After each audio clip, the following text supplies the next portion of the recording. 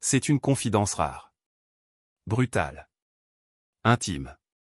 Coralie, candidate emblématique de la saison 9 de Mariés au premier regard, vient de briser le silence. Et ce qu'elle a révélé dans ses stories Instagram ce 22 juillet 2025 a bouleversé ses abonnés, une phobie, née d'un passé douloureux, et un présent entre douleur et renaissance amoureuse. Souvenez-vous, Coralie, l'infirmière au grand cœur, avait marqué les esprits avec son histoire personnelle tragique et son parcours semé d'embûches. Face à Bruno, son monsieur 78%, l'alchimie semblait palpable lors du mariage célébré au jardin botanique de Gibraltar. Un décor de rêve. Une compatibilité presque parfaite. Mais rapidement, la réalité a rattrapé la fiction. Bruno, trop dans l'action, trop joueur, n'a cessé de déstabiliser Coralie. Elle a tenté, en vain, de l'alerter. Mais personne ne l'a entendu. Le couple s'est désagrégé. La promesse d'un avenir commun a volé en éclats. Fin d'un chapitre. Mais ce que personne ne savait, c'est que Coralie vivait en parallèle un combat beaucoup plus profond. Une peur viscérale. Une angoisse quotidienne. Une douleur silencieuse. Dans ses stories du 22 juillet, elle révèle souffrir de douleurs ophtalmiques persistantes. Rien ne semble les apaiser. Elle consulte, elle patiente. Et puis, elle craque. Elle dévoile enfin sa plus grande peur. Malheureusement, j'ai une amie qui a eu une fille, qui a eu un cancer de l'œil. Ça a été en faisant un fond d'œil qu'elle l'a découvert.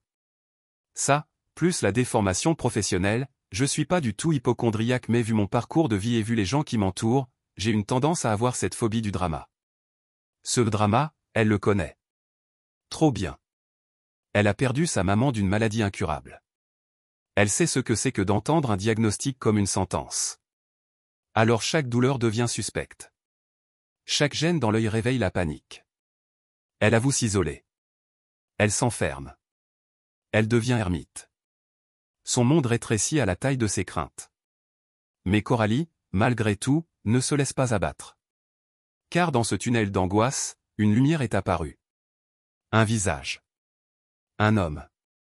Le 21 juin 2025, dans une fac Instagram, elle lâche une bombe, elle est de nouveau en couple. Et pas avec n'importe qui. Avec Michael, un homme de son passé. Un amour ancien. Un lien jamais vraiment brisé. Je le considère comme l'amour de ma vie. Ce n'est pas juste une rencontre. C'est une reconnexion. Une évidence. Elle décide de tout quitter pour lui. Direction le Maroc. Là-bas, elle reconstruit. Elle respire. Et même si la douleur physique est toujours là, la douleur du cœur, elle, commence à s'apaiser. Michael, lui, accepte tout. Le passé télévisé. Les peurs. Les blessures. Il est présent. Il est bienveillant. Il est celui que Bruno n'a pas su être. Et surprise, même Bruno lui-même valide cette nouvelle relation.